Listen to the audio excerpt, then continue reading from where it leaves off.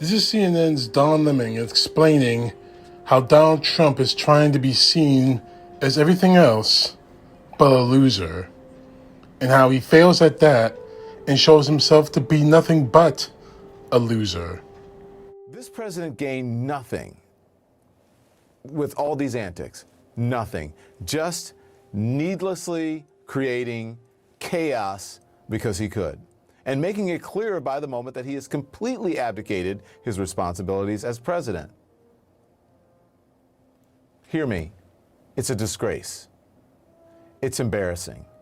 He's embarrassing himself. The president-elect Joe Biden saying today that his transition team is still being blocked from getting the information that they need to prepare to take office. We need to make sure that nothing is lost in the handoff between administrations.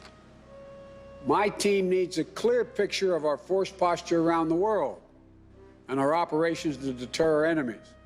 We need full visibility into the budget planning underway at the Defense Department and other agencies in order to avoid any window of confusion or catch-up.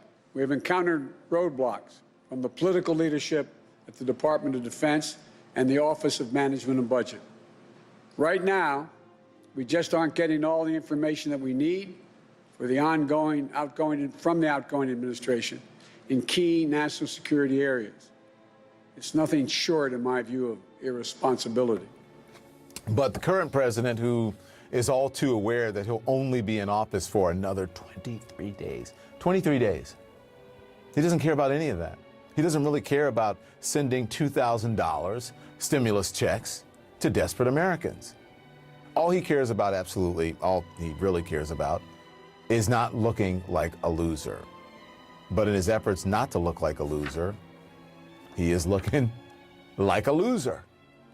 He's doing exactly what he doesn't want to do. That's why he is still pushing the delusional idea that there is some way that he could override the will of the people when Congress meets to formally affirm Joe Biden's win on January 6th. Well, the President of the United States, he's dreaming of a coup, right? That's why his minions like Congressman Louis Gohmert, that's why they're suing. They're suing the Vice President of the United States right now, Mike Pence. Suing Pence in a ludicrous attempt to get the vice president to ignore electoral college votes from 5 states that the president claims that he won. But he actually didn't win. We know he lost. He lost them. And he lost them over and over and over again. And then he keeps losing them, thereby making Joe Biden win over and over and over again. He also lost the popular vote. He lost the electoral college vote as well. He lost the courts. It is really, really pathetic. He's so desperate to avoid looking like a loser that he repeatedly argues that the votes of the American people should be thrown out. But by doing that, he's looking like a loser. And even his ride or die allies are getting sick of the chaos. His hometown newspaper, look at the screen. This is his hometown newspaper, the one that he used to pretend to be his own PR person. He would call into them and say, oh, I got some good news about Donald Trump or whatever. This is his paper of record. The ever-supportive New York Post. Ever supportive until now, anyways. That paper begging him on the front page, where nobody, not even the president, could miss it, begging him to stop the insanity. The paper's editorial board putting it bluntly, quote, you had every right to investigate the election. But let's be clear. Those efforts have found nothing. What they're saying, Mr. President, is, as I have said here, not over, it's over. Over. One after another, members of his own party, White House insiders, the courts, even his media allies have said the same thing, that it's over. There was no election fraud. His hand-picked, now former Attorney General Bill Barr dropping a bomb earlier this month saying there was no evidence of fraud that would have changed the results. Over. And for good measure, throwing cold water on the president's demands for a special counsel to investigate the election. If I thought a special counsel at this stage was the right tool and was appropriate, I would name one, but I haven't, and I'm not going to. Over. Mitch McConnell finally putting his foot down and refusing to dance to the president's election fraud tune, acknowledging Biden's win, but waiting a full 6 weeks after the election to do it. The Electoral College has spoken. So today I want to congratulate President-elect Joe Biden. Over. The agency's charged with protecting our election, calling it the most secure in election history. And that got top cybersecurity official Chris Krebs fired for rejecting the president's crazy delusions. I don't know if it's intentional or if it's willful blindness, but the result of the 2020 election is clear. This race is over. We've got to get ready for January 20th and the next administration. He said it. Over. The Supreme Court, even with a 6-3 conservative majority, throwing out election cases twice in 1 week. First denying a request from Pennsylvania Republicans to block certification of the Commonwealth's election result, then delivering a stinging smackdown to Texas attempts to throw out election results in 4 other states. 4 other states that are not Texas. And courts across the country are following the Supreme Court's lead. The president and his allies have lost nearly 60 cases since the election. Come on, y'all. 60 cases since November. Okay. And you're still people out there believing the election was stolen? 60 cases? All right. As we say, you believe what you want to believe. The president can't even rely on his friends on TV anymore. And that may be the worst news of all for the reality TV president.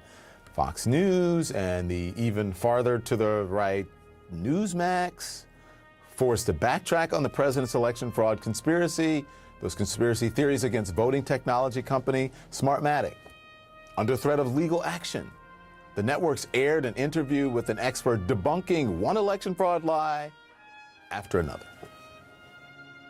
Have you seen any evidence that Smartmatic software was used to flip votes anywhere in the U.S. in this election? I have not seen any evidence that Smartmatic software was used to delete, change, alter anything related to vote tabulation. I mean, there's a lot more of that. They had to do that. But man, look, when you lose Geraldo, it's over. Sorry. Trump buddy Geraldo Rivera tweeting, sadly, he lost a bitterly contested election. Ish happens. Well, he said S, but you never wrote the whole thing out. You know what I'm saying? However, since he has behaved like an entitled frat boy, and that's on top of Geraldo saying this, all right? Listen. Donald Trump lost the election. Joe Biden won the damn election. Now let's just move on from there and stop this ridiculous nonsense that makes everyone look half-baked.